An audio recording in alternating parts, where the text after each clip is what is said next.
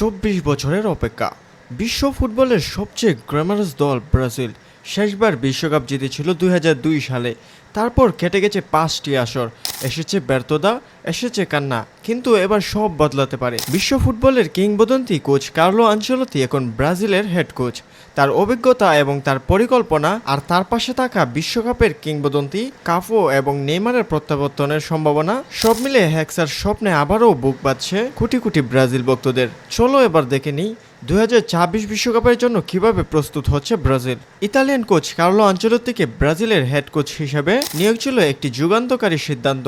4 বারে champions league জয়ী, ম্যানেজমেন্টে পাকা এবং যিনি সবচেয়ে বেশি ট্রফি জিতেছেন ক্লাব পর্যায়ে, তাকে জাতীয় দলের দায়িত্ব দেওয়া ছিল এক সাহসী ও দূরদর্শী পদক্ষেপ। ব্রাজিলে আনচেলত্তির আবির্ভাব মানে শুধু একজন কোচ নয়, বরং এক অভিজ্ঞ স্ট্র্যাটেজিস্ট যিনি জানেন কিভাবে ট্রফি জেতা যায়। তার অধীনে প্রথম কয়েকটি ম্যাচেই দেখা গেছে ব্রাজিল দলের শৃঙ্খলা ও রক্ষণভাগে দৃশ্যমান উন্নতি। বিশ্বজয়ী অধিনায়ক কাফুর মতে, কার্লোর অধীনে আমাদের রক্ষণভাগ অনেক উন্নতি করেছে। যদি এই ধারা ধরে রাখা যায়, তাহলে আমরা আবারও সেই পুরনো ব্রাজিলকে দেখতে পাবো। গ্লোবাল রিপোর্টস অনুযায়ী ২০২৬ বিশ্বকাপকে সামনে রেখে ব্রাজিল টিম ম্যানেজমেন্ট একটি বিস্তারিত প্রস্তুতি পরিকল্পনা সাজিয়েছে। এতে আছে 8টি আন্তর্জাতিক প্রীতি ম্যাচ, যার মাধ্যমে দল নির্বাচন ও কৌশল নির্ধারণ করা হবে। সেপ্টেম্বরে ২০২৫ সালের বাছাই পর্বের চূড়ান্ত 2 ম্যাচ 9 সেপ্টেম্বর এবং 14 সেপ্টেম্বর। 9 সেপ্টেম্বর ব্রাজিল খেলবে তাদের নিজেদের গড়ের মাঠে চিলির বিপক্ষে, এন্ড 14 সেপ্টেম্বর ওয়ে ম্যাচ বলোভিয়াতে। এই 2 ম্যাচ নেইমারকে রাখার সম্ভাবনা আছে। দীর্ঘ ইনজুরির পর এটাই তার জন্য প্রথম ম্যাচ।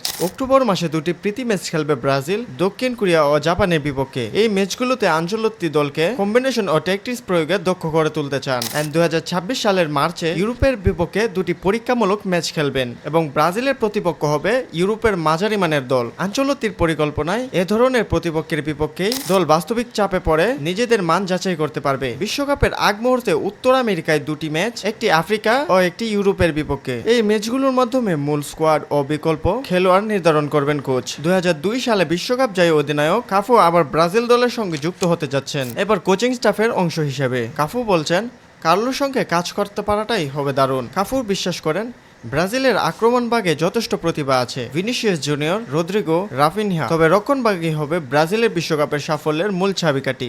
নেইমার ব্রাজিলের শেষ যোদ্ধা, 20 মাস জাতীয় দলের বাইরে। সবকিছুর পরও নেইমারের প্রত্যাবর্তন ব্রাজিল ভক্তদের মধ্যে নতুন আশার আলো জাগিয়েছে। কাফুর ভাষায়, নেইমার সবকিছু জিতেছে, শুধু বিশ্বকাপ বাদে। এবার আমরা সবাই মিলে তাকে সাহায্য করব, সে যেন সেই অর্জনও পূরণ করতে পারে। সিপিএফও মনে করছে, যদি নেইমার পুরোপুরি ফিট হতে পারেন, তাহলে তিনিই হতে পারেন হেক্সা জয়ের নেতৃত্বদাতা। বিশ্বকাপের ইতিহাসে একমাত্র দল যারা প্রতিটি আসরে অংশ নিয়েছেন, সেটি আর কেউ না, ব্রাজিল। 5 বারের চ্যাম্পিয়ন, সবচেয়ে বেশি ম্যাচ জয়, সবচেয়ে বেশি গোলদাতা এবং সবচেয়ে বেশি বিশ্বকাপ তারকা, সবই ব্রাজিলে। কিন্তু ২০০২ সালের পর প্রতিবার বিশ্বকাপ থেকে দূরে থাকে সেলেসাওরা। এবার পরিস্থিতি ভিন্ন। অভিজ্ঞ কোচ, সুপরিকল্পিত প্রস্তুতি, তরুণ ও অভিজ্ঞদের ভারসাম্য, কিংবদন্তিদের সমর্থন এবং নতুন প্রজন্মের খিদের সঙ্গে টেকনিক্যাল আধুনিকতা, সব মিলে ২০২৬ হতে পারে ব্রাজিলের নতুন যুগের শুরু। তাহলে আপনার কি মনে হয়, হেক্সার ট্রফি কি এবার আসবে রিও ডি জেনিরোতে? আনচেলত্তির পরিকল্পনা কি সফল হবে? আপনার মতামত অবশ্যই কমেন্টে জানাবেন। আর যদি এমন কন্টেন্ট আপনাদের কাছে ভালো লাগে, তাহলে এখনই লাইক করুন এবং চ্যানেলটি সাবস্ক্রাইব করতে ভুলবেন না।